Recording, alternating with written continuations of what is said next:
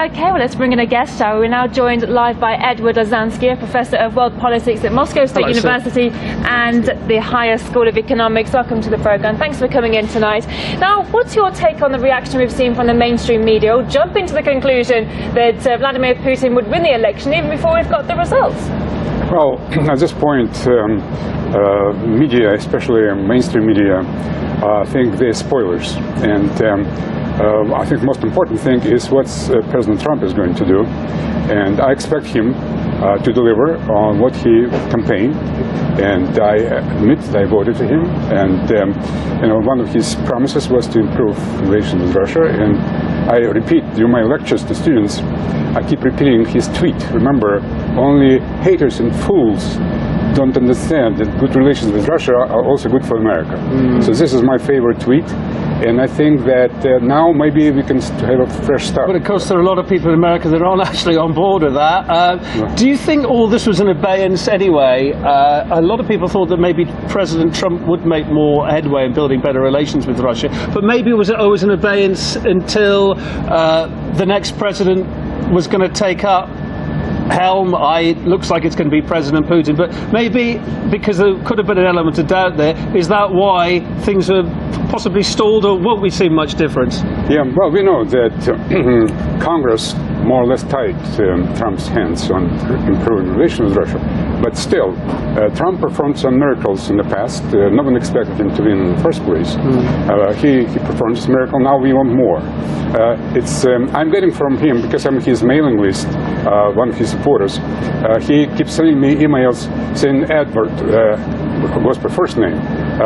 What do you think? How I'm performing for America, for a great country? But can't shake that ongoing those allegations of Russia being involved in his win, etc., etc. Is he going to be able to shake that off in the next 12 months or so? I expect him to do it, and I'm replying every time I'm replying. Donald, you're doing a great job, but please, you have to deliver on your campaign promises, because you said that good relations with Russia is good for America. So I want you to deliver what's good for America.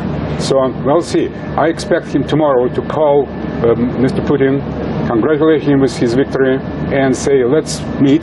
Because you see, you know that Trump is going to meet Korean Kim Jong-un, and those two guys exchanged really horrible insults.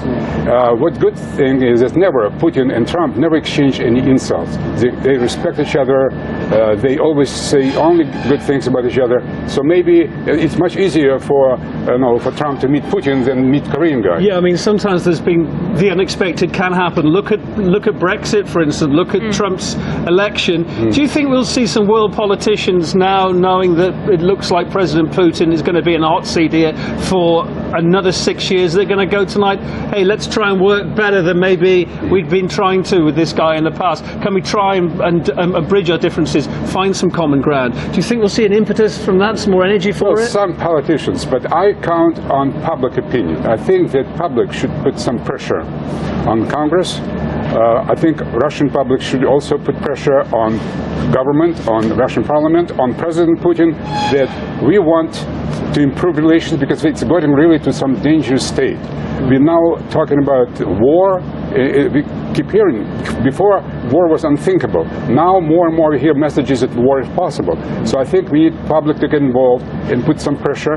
And as you're exactly right, that now that probably there's no way to avoid Mr. Putin, maybe some politicians will change their minds and say, let's talk. There's some message I want to, maybe perhaps people in the United States missed it, because it was not reported in the media, that 4 U.S. senators, actually from Democratic Party, they said that we should start talking to Russia. 4 senators, including Bernie Sanders. I think it's a first maybe sign that maybe things are going to change. Well, I try to be optimistic, but I want Donald to deliver. I'm sure he should be listening to that message tonight. Edward Lozansky, Professor of World Politics at Moscow State University. Thanks ever so much. Nice to hear your positive outlook as well. My pleasure. Life's short, so let's enjoy it best we can. Thank you very much.